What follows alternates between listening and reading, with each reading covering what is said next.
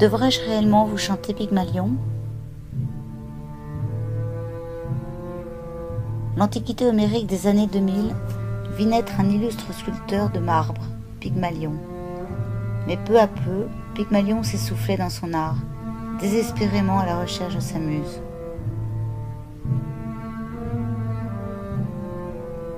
Pygmalion se perd, la femme l'a perdu, il la fuit, il se fuit.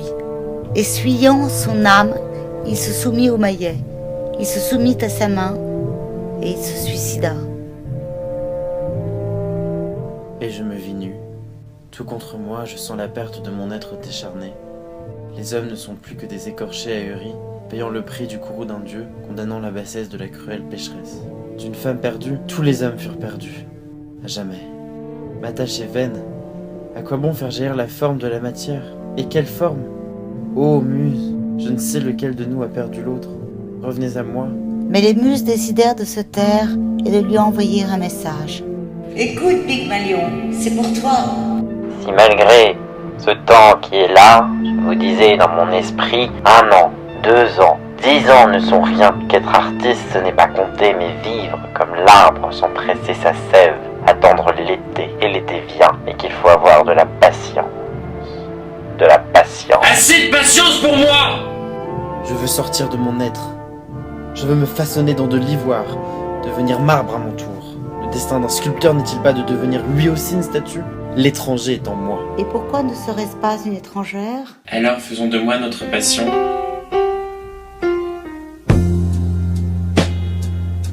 I am painting in oil.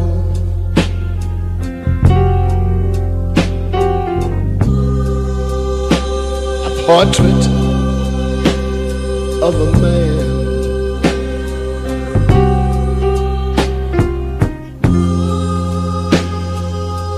Who has taken all the heartaches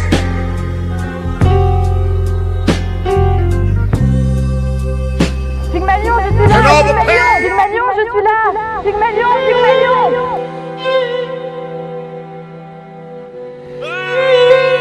Sortez-moi de moi, l'être de liberté. Je ne puis vivre, je ne puis mourir. Harassé et tourmenté par le supplice créatif, Pygmalion criait son âme, cherchant à expulser hors de lui cette pulsion artistique, irréelle et destructrice. Démangé par la force et l'instinct de création, il fit jaillir une perle d'ivoire, la belle Ivoria, à la blancheur de crème. Ivoria, tu es mon être de marbre, je suis ta main. Je sculpterai mon amour s'il le fallait. Notre amour. Je suis jaloux de la lumière qui épouse les formes de ta chair glacée dans la pierre. Alors c'est donc ça la matière, si j'avais su. Damné, moi, ton créateur, suis condamné à vivre dans ta contemplation, à te chérir dans l'illusion abstraite de mon imaginaire. Vénus, suivie de son cortège invisible, apparut dans cette glaciale forêt noire. À la fois touchée par les mots de ce poète et intriguée par cet amour qui la dépassait et la surpassera toujours, elle décida d'honorer ce sculpteur qu'elle admirait tant, lui, le seul à pouvoir lui faire traverser les âges au fil de l'art.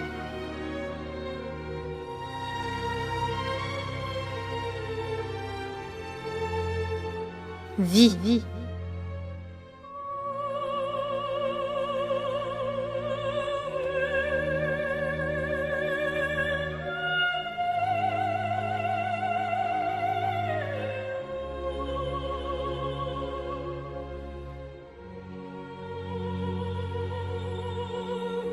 Maintenant, Pygmalion, ferme les yeux et respire.